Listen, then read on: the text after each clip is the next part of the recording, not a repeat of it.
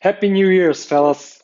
It's 2018, January 1st, and I wish you all the luck, all the health that you might need throughout this year. I have a great topic for today, and it's about how to live with ourselves after all the promises we did yesterday. So, yesterday, it was a whole different year, and we were like, oh, I'm starting to be like this crazy productive guy that will do so much more, that will learn new skills, and that will be more fit, or I'll be the girl that will lose 10 pounds, or I'll stop smoking, or something like this. And today, after we wake up maybe with a headache if we had too much to drink, or it was too smoky because of the fireworks and the cigarettes around us, um, but we wake up with a thinking how to do this, how to achieve this, and why I am supposed to achieve it this year when I wasn't able to do it last year. And this thinking got us to a place that we are starting to back down. But most probably we did a lot of promising yesterday, and I'm on the same boat. Usually, I'm not preferring the practice of starting something from New Year's. Like if you feel it in your gut in January, I won't wait to 2019 to do it from then on. So back to the point: how to persist the goals, how to achieve the things that we set for ourselves. Being the hero of your story, you should act like one and take measures. And what could be a perfect measure is to write off, write everything on piece of paper. This is like great advice. It looks simple, but it's not so much, or it's at least it's not easy if it's simple. Um, so in programming, in the IT universe, and in spheres that require solutions to complex problems, there is a thing called algorithm, which is also in YouTube, and everything that splits stuff to smaller tasks is algorithm, basically. So the idea is to take all of our goals. For example, I will do my example because it's easier to talk about it.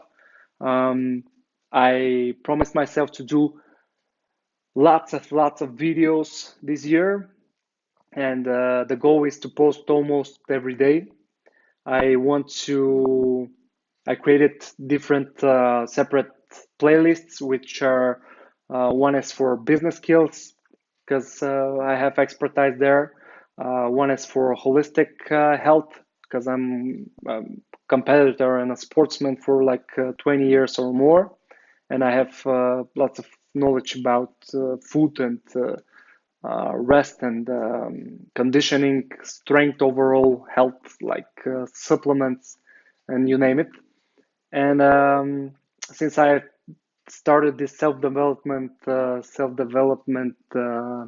initiative for myself, for the last 2 years, I think I read more than 200 books, and I'm planning to do like short book summarizes to books that I've read, and to make it more reachable for you, so you can drain the essence out of the book, and if you consider uh, dig deeper, you can get the book afterwards, when you already know if it's for you or not.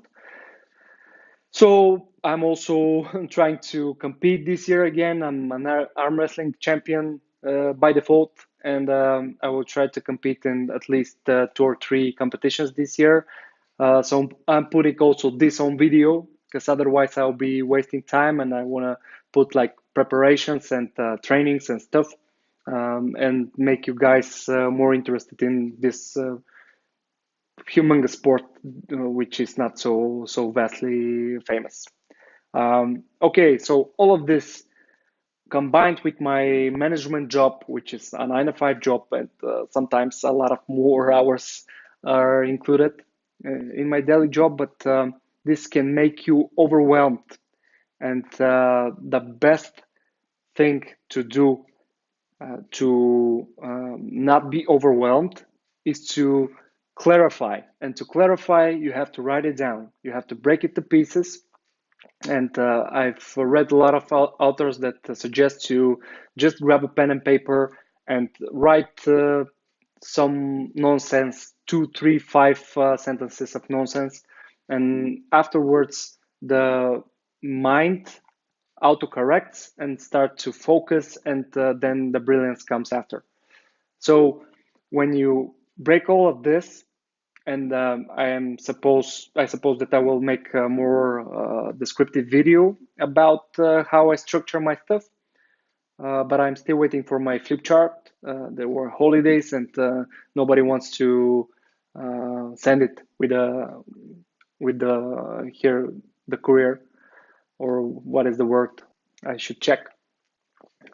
In America, it's FedEx.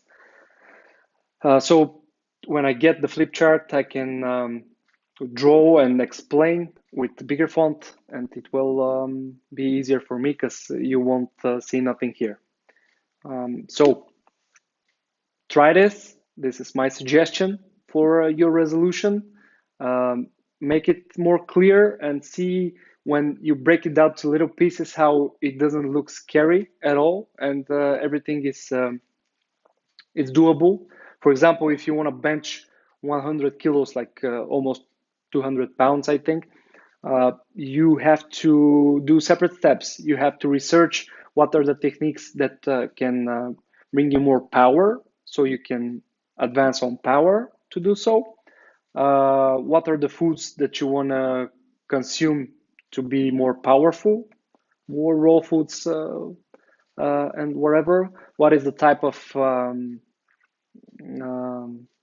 not repairment, but what is the type of taking care of your body, meaning how to restore power, how to be refreshed, and how to what type of post workout things you should take to be more recovered on the next training, and stuff like that. And when you break it down to little bits, it doesn't seem like, oh, how I'm supposed to do this 100 kilos, it's impossible.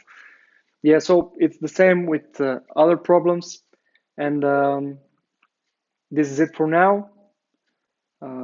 Live up to your words, and see you again soon.